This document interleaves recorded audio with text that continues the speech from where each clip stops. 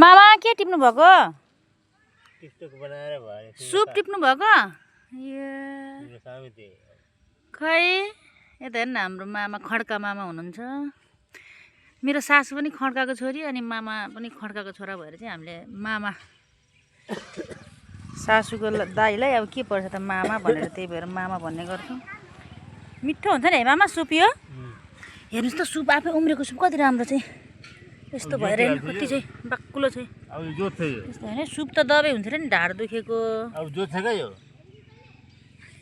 यो कहिले जोत्ने रे त? तपाईँहरूलाई म यहाँ एउटा कुरा देखाउँछु के रहेछ भन्दा अस्ति मैले इन्दिरा र आयुषालाई के अरे हेर न हाम्रो बारीमा यहाँ बुवाले मौली सुप चाहिँ छर्नु भएको रहेछ भनेर यो देखाएको थियो नि बिरुवा देखाएको थिएँ। अनि भोलिपल्ट पो बुवाले त्यो त गाजरको पो बिरुवा रहेछ। म त कस्तो गाजर र मौली सुपमा पनि फरक छुटाउनु नसक्ने है होइन यस्तो सेमै लाग्ने क्या। सुरुमा सानो सानो पत्ता हुँदाखेरि यो पनि ठ्याक्कै यो सुपको पत्ता जस्तो देखिने सुपको पत्ता जस्तो अनि सुप पत्ता जस्तो देखिँदाखेरि अनि मौली सुपको पो बिरुवा होला ठुलो खालको मौली सुपको त अलिक फरक पत्ता हुन्छ भन्ने मैले सोचेको थिएँ। तर पछि पो बुवाले गाजर हो अरे गाजर हेर्दाखेरि कस्तो नपत्याउने देखिन्छ होइन भोलिपछि कत्रो कत्रो उ लाग्छ यसमा। यता चाहिँ हाम्रो मुला हेर्नु न कति राम्रो भएछ मुला तर त्यस्तो चाहिँ लागेर रहेछ सानो सानो भएछ यस्तो तर ठुल्ठुलो चाहिँ लागेको छैन तर यस्तो छ। यो चाहिँ के साग भन्छ है तपाईँहरूकोतिर यसको नाम भनिदिनु है कमेन्ट बक्समा गएर। मलाई त्यसको नामै आएन के हो यसको नाम तर कति राम्रो भएछ हेर्न दालमा लगाएर खाने रहेछ यो चाहिँ। त्यति खाँदा चाहिँ चिप्लो चिप्लो हुने दालमा पनि अनि एकदम यसले दाललाई चाहिँ चिप्लो बनाउने रहेछ लहरीको दालहरूमा मिसाएर पकाउँदाखेरि। तोरी फेरि हेर्नु कति मजाले फुलेछ। अनि यसमा चाहिँ हामीले राखेको छौँ प्याजको बिछन। अब यो अलिक ठुलो भएपछि जुन त्यो मामाले त्यहाँ साग टिप्दै हुनुहुन्छ नि त्यो खाली बारीमा त्यसमा चाहिँ क्याली बनाएर अनि यसलाई मजाले यो आफ्नै घरमा राखेको हेर्नु कति राम्रो चाहिँ होइन। बजारबाट किनेर ल्याउनुभन्दा थोरै बिछन ल्याएर घरमै यसो गरी राख्दाखेरि चाहिँ यस्तो राम्रो हुने। हुनु त बजारको पनि ल्याएर रोप्दाखेरि राम्रै फल दिन्छ तर आफूले राख्दाखेरि अलिक कम पैसा कम दाममै अलिक धेरै बिरुवा हुने। यसरी यहाँ चाहिँ पातुलो उम्रेछ अनि यता चाहिँ बाक्लो छ।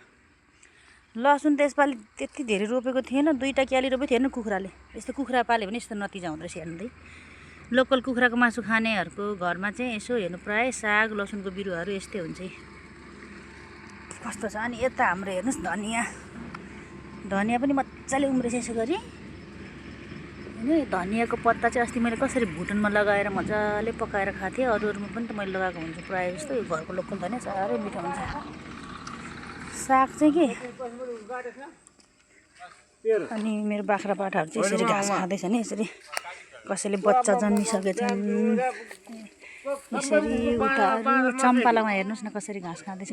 चम्पाले पनि 2टा बच्चा जन्म्यो नि यसपालि एउटा छोरा यो काले छोरा यो चाहिँ छोरी जन्मेको छ। यो अर्को चमेली के गर्नु भिडियो बनाउँदैछु मामा बोलेको बोले गर्नुपर्छ के गर्नु। यो चाहिँ हाम्रो यतातिर विकासे बेथु भन्ने रहेछ हाइब्रिड।